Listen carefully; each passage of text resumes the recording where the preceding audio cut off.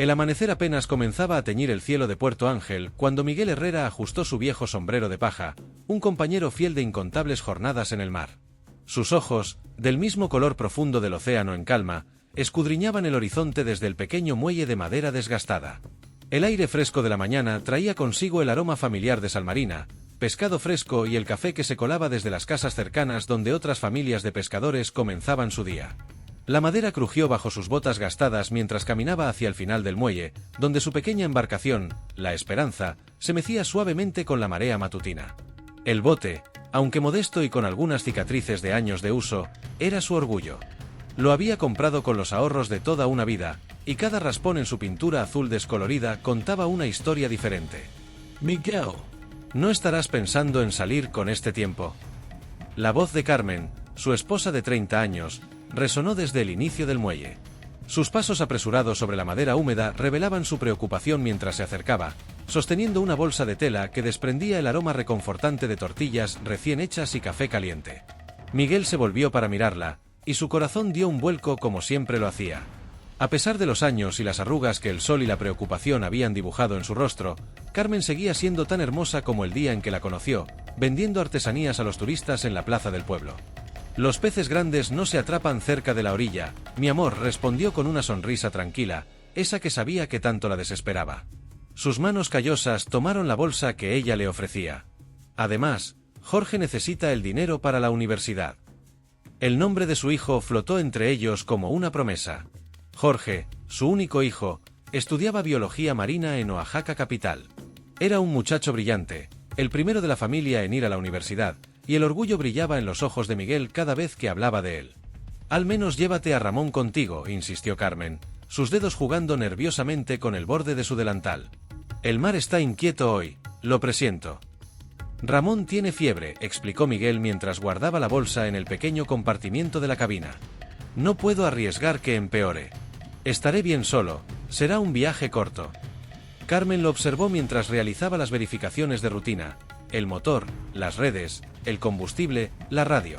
Sus movimientos eran precisos, producto de décadas de experiencia. A sus 50 años, Miguel conocía el mar como si fuera una extensión de sí mismo. Promete que no te alejarás demasiado, pidió Carmen, su voz mezclándose con el graznido de las gaviotas que comenzaban su propio día de pesca. Miguel se detuvo en sus preparativos y se acercó a ella. Sus manos, ásperas por el trabajo y el agua salada, enmarcaron el rostro de su esposa con infinita ternura. Volveré antes de que el sol se ponga, prometió, sellando sus palabras con un beso suave en su frente. El motor de la Esperanza cobró vida con un rugido familiar. Miguel soltó las amarras con la destreza que dan los años de práctica, y la pequeña embarcación comenzó a alejarse del muelle. Carmen permaneció allí, su figura recortada contra el cielo que cada vez se teñía más de naranja y rosa. Miguel mantuvo los ojos fijos en ella hasta que se convirtió en un punto distante en el muelle, sin saber que esta sería la última vez que la vería en mucho tiempo. El mar lo llamaba, como lo había hecho durante toda su vida, pero esta vez el llamado era diferente. Algo en las profundidades lo esperaba, algo que cambiaría para siempre no solo su vida, sino la de todos los que amaba. Mientras el sol ascendía en el horizonte y la costa se hacía cada vez más pequeña a sus espaldas, Miguel comenzó a tararear una vieja canción de pescadores. Las gaviotas lo seguían, esperando los descartes de su pesca, y el viento salado jugaba con su viejo sombrero de paja. Era un día como cualquier otro en el mar, o al menos, eso parecía. Lo que Miguel no podía saber era que las profundidades del océano guardaban secretos más antiguos que el tiempo mismo, y que él había sido elegido para descubrirlos. El mar, ese viejo amigo que creía conocer tan bien, estaba a punto de revelarle su verdadero rostro.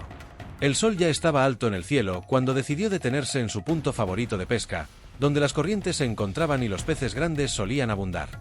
Mientras preparaba las redes, un escalofrío recorrió su espalda, a pesar del calor del día.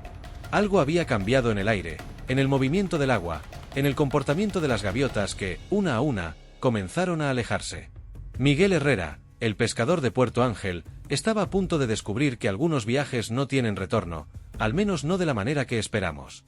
El sol comenzaba su descenso hacia el horizonte cuando Miguel notó algo extraño en sus redes. Llevaba horas pescando, con resultados modestos, cuando un destello plateado, diferente a cualquier cosa que hubiera visto en sus 35 años de pescador, captó su atención. La red pesaba de una manera inusual, no como cuando estaba llena de peces, sino como si hubiera atrapado algo sólido y pesado. —¿Qué demonios? —murmuró mientras tiraba de las cuerdas con sus manos callosas. El cielo, que hasta hace poco había estado de un azul perfecto, comenzó a cambiar sutilmente. Las nubes se movían de manera antinatural, como si el tiempo mismo se hubiera ralentizado. El mar, normalmente un compañero ruidoso y vital, se quedó extrañamente silencioso. Las olas, que siempre golpeaban contra el casco de la Esperanza con su ritmo familiar, parecieron congelarse en medio de su danza eterna. Miguel sintió que el vello de su nuca se erizaba. En todos sus años en el mar, jamás había experimentado algo así. El aire se volvió denso, casi eléctrico, y el silencio era tan profundo que podía escuchar los latidos de su propio corazón. De repente, una luz brillante emergió desde las profundidades. No era el reflejo del sol en el agua, ni el destello de un banco de peces plateados. Era algo más, algo imposible. Un resplandor azulado que parecía provenir de las entrañas mismas del océano, iluminando el agua desde abajo como si un segundo sol hubiera decidido nacer en las profundidades. Sus manos temblaban mientras continuaba tirando de las redes. El sudor corría por su frente a pesar de que la temperatura había bajado considerablemente. La luz submarina creaba patrones hipnóticos en la superficie del agua, formas que parecían querer comunicar algo, como un lenguaje antiguo escrito en luz y agua. En ese momento, Miguel pensó en Carmen. Estaría esperándolo en el muelle, probablemente ya preocupada por su tardanza. Pensó en Jorge, estudiando en la ciudad, soñando con entender los misterios del mar. Pensó en Ramón, recuperándose de su fiebre, que por primera vez en años no lo acompañaba en su viaje. Quizás había sido el destino el que había mantenido a su sobrino en tierra firme este día. Un sonido profundo, más sentido que escuchado, comenzó a vibrar a través del casco de la embarcación. Era como el canto de una ballena, pero diferente, más antiguo, más profundo, como si el océano mismo hubiera encontrado su voz. Las redes comenzaron a brillar con una luz propia, cada fibra de la cuerda transformándose en un conductor de aquella luz sobrenatural. Miguel quiso soltarlas, pero sus manos parecían pegadas a las cuerdas, como si una fuerza magnética las mantuviera allí. «Padre nuestro que estás en los cielos». Comenzó a rezar, las palabras saliendo automáticamente de sus labios resecos. De pronto, sintió que algo tiraba de la embarcación hacia abajo. No era como una corriente normal, ni como el peso de una red demasiado llena. Era como si una mano gigante hubiera agarrado la Esperanza desde las profundidades y estuviera jalándola suavemente pero con firmeza hacia abajo. El agua alrededor del bote comenzó a moverse en espiral, formando un remolino perfecto que brillaba con aquella luz imposible. Los patrones en el agua se volvieron más definidos, casi como jeroglíficos, símbolos de un lenguaje más antiguo que la humanidad misma. Miguel intentó alcanzar la radio, pero sus piernas parecían de plomo.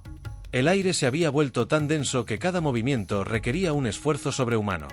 El mundo a su alrededor comenzó a distorsionarse, como si estuviera viendo todo a través de un cristal ondulado. Lo último que vio antes de que la luz lo envolviera por completo fue un rostro en el agua, un rostro que parecía estar hecho de luz y sombras, de corrientes y calma, de todos los misterios que el océano había guardado desde el principio de los tiempos. Y en ese rostro, vio una invitación, un llamado que no podía rechazar. La Esperanza comenzó su descenso hacia las profundidades, envuelta en aquella luz sobrenatural, llevando consigo a Miguel Herrera hacia un destino que cambiaría para siempre su comprensión del mundo. El mar había hecho su elección, y Miguel, sin saberlo, había sido elegido para ser parte de algo mucho más grande que él mismo. La superficie del océano volvió a la calma, como si nada hubiera sucedido. Solo quedaron algunas burbujas ascendiendo hacia la superficie y el eco distante de aquel canto ancestral, mientras el sol continuaba su descenso hacia el horizonte, testigo silencioso de la transformación que estaba por venir. La búsqueda comenzó al amanecer del día siguiente. El sol apenas asomaba por el horizonte cuando Ramón, aún con restos de fiebre en el cuerpo, organizaba a los pescadores en el muelle de Puerto Ángel. El aire estaba cargado de tensión y preocupación, mientras una docena de pequeñas embarcaciones se preparaban para salir en busca de la Esperanza y su capitán desaparecido. «Miguel, Miguel». Los gritos resonaban sobre las olas, rebotando la superficie del mar como piedras lanzadas al agua, solo para perderse en la inmensidad del océano sin respuesta. Carmen permanecía en el muelle, su rostro una máscara de preocupación contenida. Sus manos no dejaban de moverse entre su rosario y el borde gastado de su rebozo, mientras sus ojos escudriñaban el horizonte en busca de alguna señal. Las otras mujeres del pueblo la rodeaban, ofreciendo café y consuelo en susurros, pero ella apenas las notaba. Voy a llamar a la Marina, anunció don Roberto, el alcalde del pueblo, acercándose a Carmen con paso decidido. Y también a la Capitanía de Puerto. Miguel es uno de los nuestros, moveremos cielo y mar para encontrarlo. Mientras tanto, en las profundidades del océano, Miguel Herrera experimentaba algo que desafiaba toda comprensión humana. Había despertado en un lugar que parecía existir fuera de la realidad conocida. Su cuerpo flotaba en medio de lo que parecía ser una ciudad submarina, pero una ciudad como ninguna que hubiera existido en la superficie. Estructuras cristalinas se alzaban desde el lecho marino, sus superficies pulidas emitiendo aquella misma luz azulada que había visto antes de perder el conocimiento. Las construcciones parecían estar vivas, pulsando con un ritmo que recordaba a los latidos de un corazón gigante. Formas geométricas imposibles se entrelazaban creando edificios que desafiaban la lógica terrestre, mientras corrientes de luz fluían entre ellos como ríos luminosos. Lo más sorprendente era que podía respirar. El agua a su alrededor se sentía diferente, más densa pero paradójicamente más respirable que el aire mismo. Era como si el océano hubiera decidido transformar sus propias leyes para acomodarlo. Seres luminiscentes nadaban a su alrededor, algunos con forma vagamente humana, otros completamente alienígenas en su diseño. Sus cuerpos parecían estar hechos de luz líquida, cambiando de forma y color mientras se movían con una gracia sobrenatural. Una voz, más sentida que escuchada, resonó en su mente: «Has sido elegido, Miguel Herrera. Hay secretos en las profundidades que deben ser protegidos». La voz pertenecía a una figura que se materializó frente a él, un ser que parecía estar tejido con la misma luz que iluminaba la ciudad. Su forma era femenina pero etérea, como si estuviera hecha de agua y luz entrelazadas. «¿Quién? ¿Qué eres tú?», preguntó Miguel, sorprendido de que su voz funcionara bajo el agua, aunque sonaba diferente, más musical, como si el océano mismo modulara sus palabras. «Soy Náyade, guardiana de los secretos abisales», respondió la figura. «Y tú, Miguel Herrera, has sido elegido para unirte a nosotros». En la superficie, Jorge había llegado desde Oaxaca. El joven estudiante de biología marina recorría la playa con desesperación, buscando cualquier señal de su padre. Sus conocimientos académicos solo servían para alimentar su angustia, pues sabía demasiado bien los peligros que el mar podía esconder. «Las corrientes en esta zona son engañosas», explicaba a los rescatistas que habían llegado en un helicóptero de la Marina. «Mi padre las conoce todas, es imposible que se haya perdido por eso. Algo más debe haber pasado». En las profundidades, Miguel observaba maravillado cómo bancos enteros de peces luminiscentes atravesaban las calles de la ciudad submarina, creando patrones de luz que parecían contar historias. Medusas gigantes pulsaban rítmicamente entre los edificios, sus tentáculos brillantes actuando como lámparas vivientes. «Los humanos han olvidado que el océano es más que agua y sal», continuó Náyade, mientras guiaba a Miguel a través de la ciudad submarina. «Es un ser vivo, consciente, y nosotros somos sus guardianes. Por generaciones hemos protegido sus secretos, manteniendo el equilibrio entre tu mundo y el nuestro». Miguel pensó en su familia, en Carmen esperando en el muelle, en Jorge y sus estudios sobre el mar. «¿Por qué yo?», preguntó finalmente. «Porque tu corazón late al ritmo de las olas», respondió Náyade. «Porque has respetado al océano toda tu vida, no solo como fuente de sustento, sino como el misterio viviente que es. Y ahora, Miguel Herrera, el océano te ha elegido para ser parte de sus secretos». Mientras tanto, en Puerto Ángel, las búsquedas continuaban sin éxito. Los días se convertirían en semanas, y las semanas en meses. Pero lo que nadie en la superficie podía imaginar era que Miguel Herrera había comenzado un viaje de transformación que cambiaría no solo su vida, sino la forma en que el mundo entendía los misterios del océano. Mientras Miguel aprendía los secretos de las profundidades, el mundo de la superficie continuaba su marcha inexorable. En Puerto Ángel, la vida se había transformado en un constante recordatorio de su ausencia. Jorge había abandonado temporalmente sus estudios en la universidad, incapaz de concentrarse en libros y teorías mientras su padre seguía desaparecido. Cada mañana salían los barcos pesqueros, sus ojos escudriñando el horizonte con una mezcla de esperanza y determinación. Carmen, por su parte, había encontrado una forma de mantenerse ocupada vendiendo artesanías a los turistas. Sus manos, que antes preparaban comidas para Miguel, ahora tejían historias en hilos y cuentas, cada pieza un recordatorio de las leyendas del mar que su esposo solía contar. Las otras mujeres del pueblo la observaban con una mezcla de admiración y pena, sorprendidas por su fortaleza. En las profundidades, Miguel se encontraba inmerso en un aprendizaje que desafiaba todo lo que creía saber sobre el océano.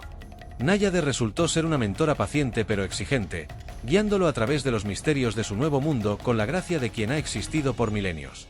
El océano no es solo agua, explicaba Náyade mientras flotaban en una cámara cristalina. Su forma etérea brillaba con tonos cambiantes de azul y verde, como la superficie del mar bajo diferentes luces. Es un ser vivo, consciente, con memorias más antiguas que la humanidad misma. Miguel observaba maravillado cómo las paredes de la cámara pulsaban con bioluminiscencia, respondiendo a los movimientos de Náyade. ¿Cómo es posible que nunca hayamos descubierto esto en la superficie? Una sonrisa enigmática cruzó el rostro translúcido de Náyade. Los humanos ven lo que están preparados para ver, Miguel. Durante siglos, los guardianes hemos protegido estos secretos, manteniendo el equilibrio entre los mundos. Comenzaron las lecciones. Miguel aprendió a controlar las corrientes con sus pensamientos, a comunicarse con las criaturas marinas como si fueran viejos amigos, a ver los patrones del agua y leer en ellos el futuro como quien lee un libro abierto. Su cuerpo comenzó a cambiar sutilmente, adaptándose a la presión de las profundidades, desarrollando una luminiscencia propia que brillaba suavemente en la oscuridad abisal. ¿Por qué yo?, preguntó una vez más a Náyade, mientras practicaban el arte de tejer corrientes marinas entre sus dedos como si fueran hilos de seda. De todos los pescadores del mundo, ¿por qué fui elegido? Náyade detuvo su demostración y lo miró fijamente con sus ojos que parecían contener todo el océano. El mar elige a sus protectores con sabiduría antigua, Miguel. Tú tienes algo especial, un corazón que late al ritmo de las olas, un alma que entiende que el océano es más que un recurso a explotar. Durante años has navegado estas aguas con respeto y amor, tratando al mar como un amigo más que como un simple proveedor de sustento. En la superficie, Ramón se había convertido en el pilar emocional de la familia. Dividía sus días entre la pesca, el cuidado de su tía Carmen y la ayuda a Jorge en su incansable búsqueda. Las noches las pasaba en el muelle, mirando las estrellas y recordando las historias que su tío Miguel le había contado sobre las constelaciones y cómo los antiguos navegantes las usaban para encontrar su camino a casa.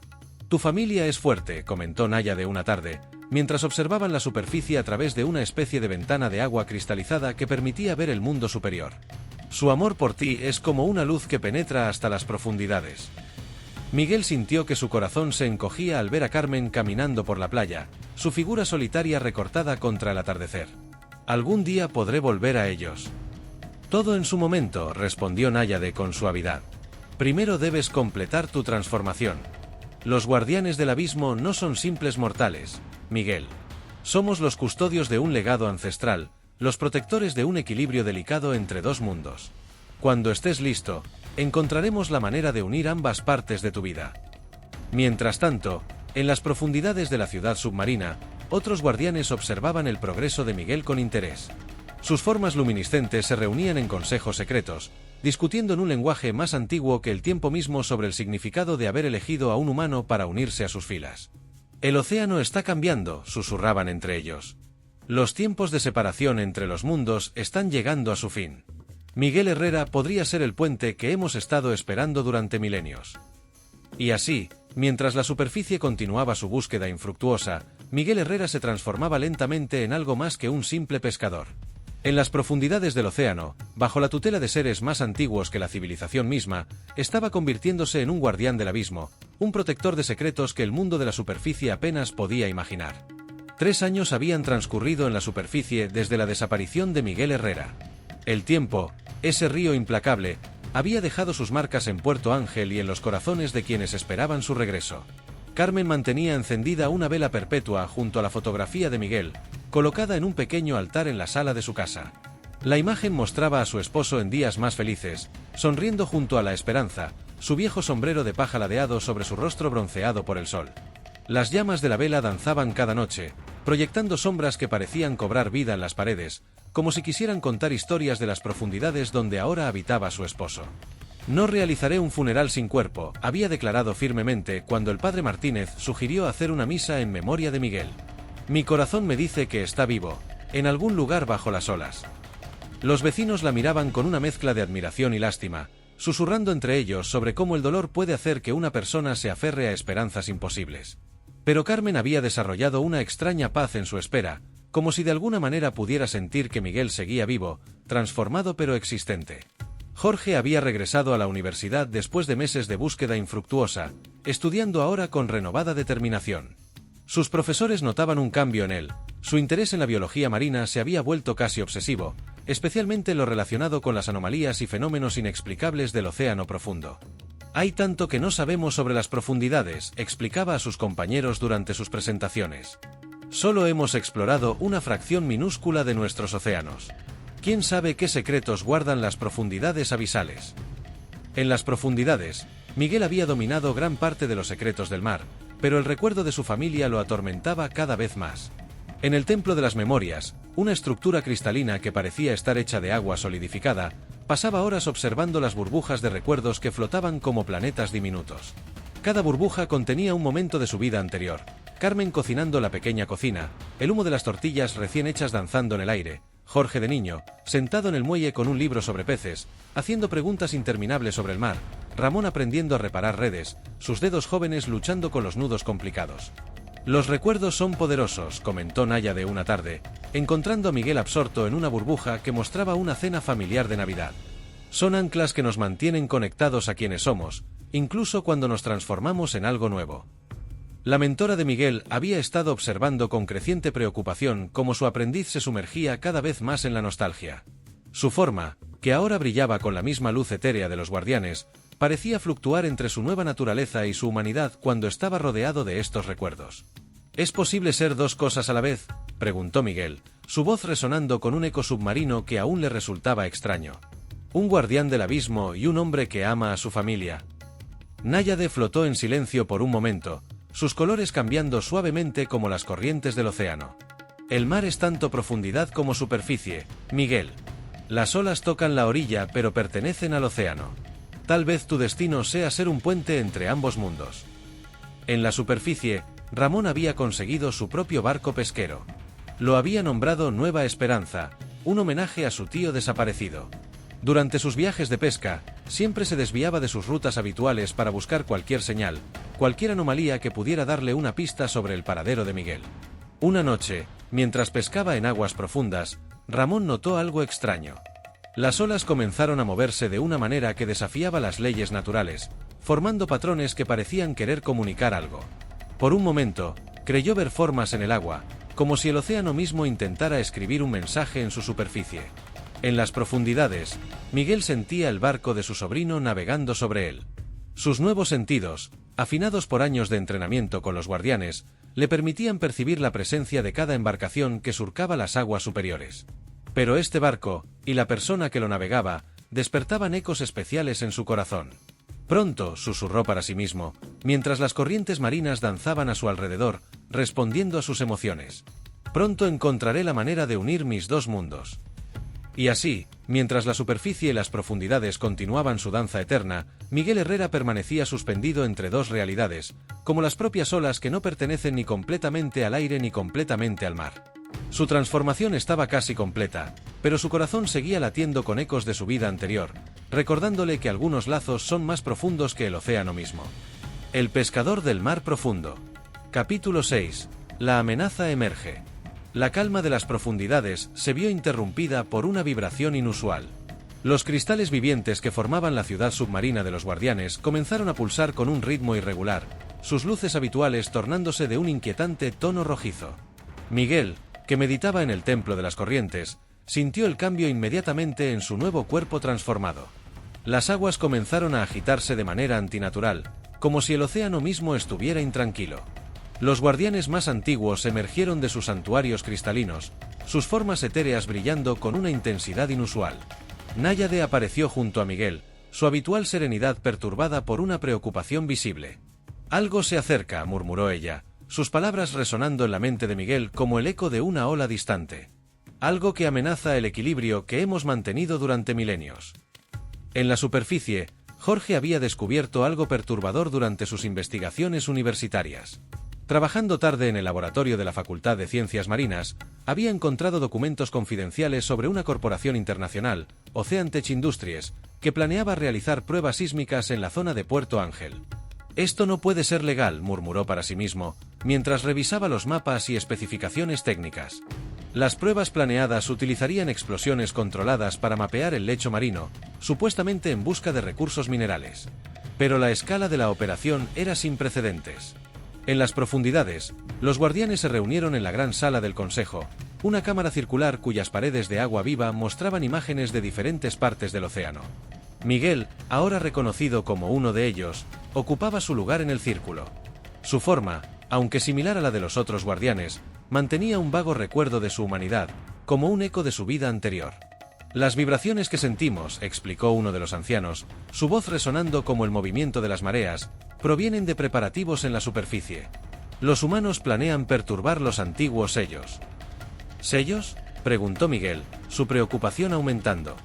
Náyade se adelantó, su forma brillando con intensidad. Hace eones, cuando el mundo era joven, fuerzas primordiales fueron contenidas en las profundidades del océano. Los sellos que las mantienen dormidas son tan antiguos como el mar mismo. Sí, así rompen. No necesitó terminar la frase. Las imágenes en las paredes de agua mostraban escenarios catastróficos, tsunamis, terremotos submarinos, destrucción a escala global. En la superficie, Jorge había comenzado a movilizar a un grupo de activistas ambientales. Sus conocimientos sobre el ecosistema marino local, combinados con la información descubierta, proporcionaban argumentos sólidos contra las pruebas sísmicas. No solo destruirán los arrecifes de coral, explicaba a un grupo de estudiantes y pescadores locales. Las vibraciones afectarán a todas las criaturas marinas. Los patrones migratorios cambiarán, los peces desaparecerán, nuestro modo de vida se verá amenazado. Ramón, escuchando desde el fondo de la sala, pensaba en su tío Miguel. ¿Habría alguna conexión entre su desaparición y los misterios que parecían acechar en las profundidades? En el Consejo de los Guardianes, la discusión se había vuelto intensa. Las paredes de agua mostraban ahora los barcos de Oceantech aproximándose a la zona, cargados con equipos de exploración sísmica. No podemos permitir que esto suceda, declaró Miguel, su voz mezclándose con el sonido del océano. Pero tampoco podemos revelar nuestra existencia al mundo de la superficie. Quizás, intervino Náyade, sus ojos brillando con una luz antigua, ha llegado el momento de que los dos mundos se encuentren, aunque sea parcialmente. Miguel, tú entiendes ambos lados. ¿Qué propones? Miguel flotó en silencio por un momento, observando las imágenes de los barcos, de su pueblo, de su familia que seguía esperando su regreso. Una idea comenzaba a formarse en su mente, peligrosa pero necesaria. Los humanos temen lo que no entienden, dijo finalmente. Pero respetan lo que no pueden explicar. Tal vez sea hora de mostrarles que el océano no es solo un recurso para explotar, sino un ser vivo con sus propios guardianes y misterios. Los ancianos murmuraron entre sí, sus voces mezclándose como corrientes submarinas. La propuesta de Miguel era arriesgada, significaría romper milenios de secretismo, pero quizás, como él mismo había dicho, era tiempo de un cambio. Si interferimos directamente, advirtió uno de los ancianos, no habrá vuelta atrás. Nuestra existencia, aunque sea como un mito, se filtrará al mundo de la superficie. Tal vez, respondió Miguel, su forma brillando con determinación, eso es exactamente lo que debe suceder. Y así, mientras los barcos de Oceantech se acercaban a las aguas de Puerto Ángel, dos mundos se preparaban para un encuentro que cambiaría para siempre la relación entre el hombre y el océano. Miguel Herrera, una vez simple pescador y ahora guardián del abismo, se encontraba en el centro de esta convergencia, listo para ser el puente entre dos realidades que nunca debieron estar separadas. El pescador del mar profundo. Capítulo 7. Marea alta. La noche que Oceantech comenzó sus pruebas sísmicas, el cielo sobre Puerto Ángel se cubrió de nubes oscuras que parecían surgir de la nada. El mar, normalmente tranquilo a esas horas, comenzó a agitarse de manera antinatural. Los pescadores más veteranos, observando desde el muelle, nunca habían visto algo similar. Las olas no seguían los patrones normales del viento y las mareas, sino que parecían moverse con voluntad propia. Jorge se encontraba en uno de los barcos de protesta, junto con un grupo de activistas ambientales y periodistas que habían acudido a documentar la confrontación. Las embarcaciones de Oceantech, enormes y grises como tiburones metálicos, comenzaron a desplegar sus equipos de medición sísmica en las aguas profundas. «¡Están empezando!», gritó alguien desde la proa. Los manifestantes encendieron sus reflectores, iluminando las operaciones de la corporación en un intento por documentar cada movimiento. De repente, los instrumentos electrónicos en todos los barcos comenzaron a fallar. Las brújulas giraban sin control, las radios emitían estática entremezclada con sonidos que parecían cantos submarinos, y los equipos de sonar mostraban lecturas imposibles de profundidades que cambiaban constantemente. Fue entonces cuando el mar cobró vida. Olas gigantescas se alzaron de la nada, pero no como las olas normales de una tormenta. Estas se elevaban formando patrones geométricos perfectos, espirales y formas que desafiaban las leyes de la física. El agua brillaba con una luz interior, azul y plateada, como si millones de estrellas submarinas hubieran despertado simultáneamente. En el barco principal de OceanTech, los técnicos observaban con horror cómo sus equipos de medición enloquecían. Las pantallas mostraban lecturas imposibles, y las alarmas sonaban sin cesar. «Algo está subiendo desde el fondo», gritó un operador de sonar, su voz quebrándose por el miedo. Desde las profundidades emergió una figura luminosa que hizo que todos los presentes contuvieran la respiración. Era Miguel, pero no el Miguel que había desaparecido años atrás. Su forma ahora brillaba con luz propia, su cuerpo parecía estar hecho de agua y luz entrelazadas, y una corona de bioluminiscencia danzaba alrededor de su cabeza como una aurora boreal submarina. Jorge, desde su posición en el barco de protesta, no podía creer lo que veían sus ojos. «¿Papá?», susurró, mientras las lágrimas corrían por sus mejillas. Miguel no estaba solo. Detrás de él, emergieron docenas de guardianes, sus formas etéreas creando un espectáculo de luz y movimiento que ningún ser humano había presenciado jamás. Náyade flotaba a su lado, su presencia majestuosa haciendo parecer pequeñas las embarcaciones de la corporación. «El océano no es suyo para destruir», la voz de Miguel resonó sobre las olas, pero no era su antigua voz humana. Era como si el mar mismo hablara a través de él, cada palabra reverberando en el aire con un eco que llegaba hasta el alma. Los guardianes comenzaron una danza antigua, sus movimientos controlando las corrientes marinas con una precisión sobrenatural. Bancos enormes de peces luminiscentes emergieron de las profundidades, moviéndose en formaciones imposibles. Ballenas y delfines surgieron en números nunca vistos, sus cantos mezclándose con la sinfonía sobrenatural que emanaba de las profundidades. El agua alrededor de los barcos de OceanTech comenzó a girar, formando remolinos perfectamente controlados que no ponían en peligro las embarcaciones pero dejaban clara la amenaza implícita.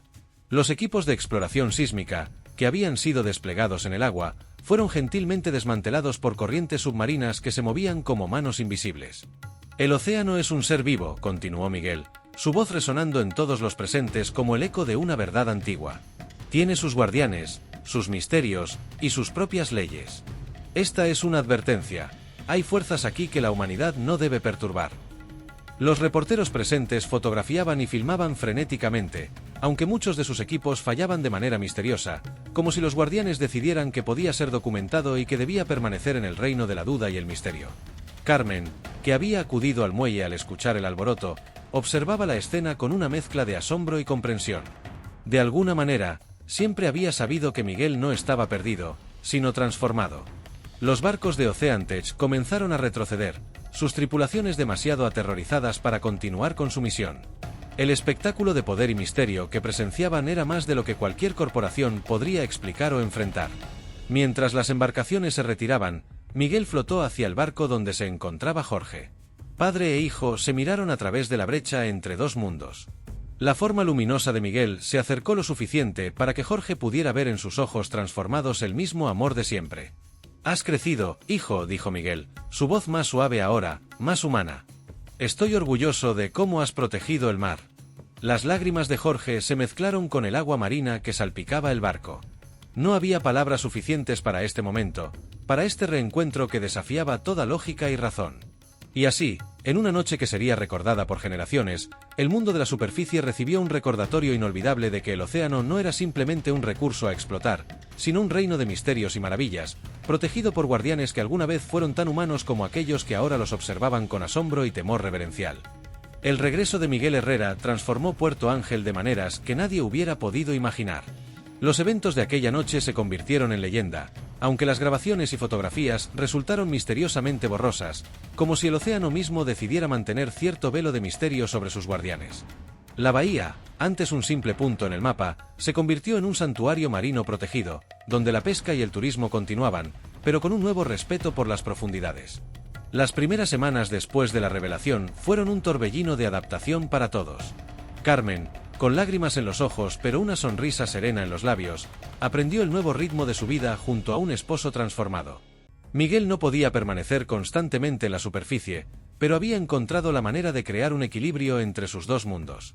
«Las mareas altas son nuestro momento», explicaba Miguel a Carmen durante uno de sus encuentros en la playa. Su forma brillaba suavemente en la oscuridad, el agua marina que componía parte de su nuevo ser reflejando la luz de la luna como diminutos diamantes líquidos. Cuando la barrera entre los mundos se hace más delgada, puedo estar más tiempo aquí, contigo. Carmen extendió su mano para tocar el rostro de su esposo, maravillándose de cómo se sentía, fresco como el agua pero sólido, vibrando con una energía que hablaba de las profundidades del océano. Siempre supe que estabas vivo, susurró. Mi corazón nunca dejó de sentirte. Jorge se convirtió en el puente científico entre los dos mundos. Desde la universidad, lideraba ahora un programa pionero de conservación marina, utilizando su único conocimiento de los verdaderos guardianes del océano para desarrollar políticas de protección más efectivas. Sus investigaciones, cuidadosamente equilibradas entre lo que podía revelarse y lo que debía permanecer en secreto, revolucionaron la manera en que la comunidad científica entendía los ecosistemas marinos. La sabiduría de los antiguos pueblos costeros no era superstición, explicaba en sus conferencias. El océano es verdaderamente un ser vivo, consciente, con sus propios guardianes y misterios. Nuestra tarea no es dominarlo, sino aprender a coexistir con él.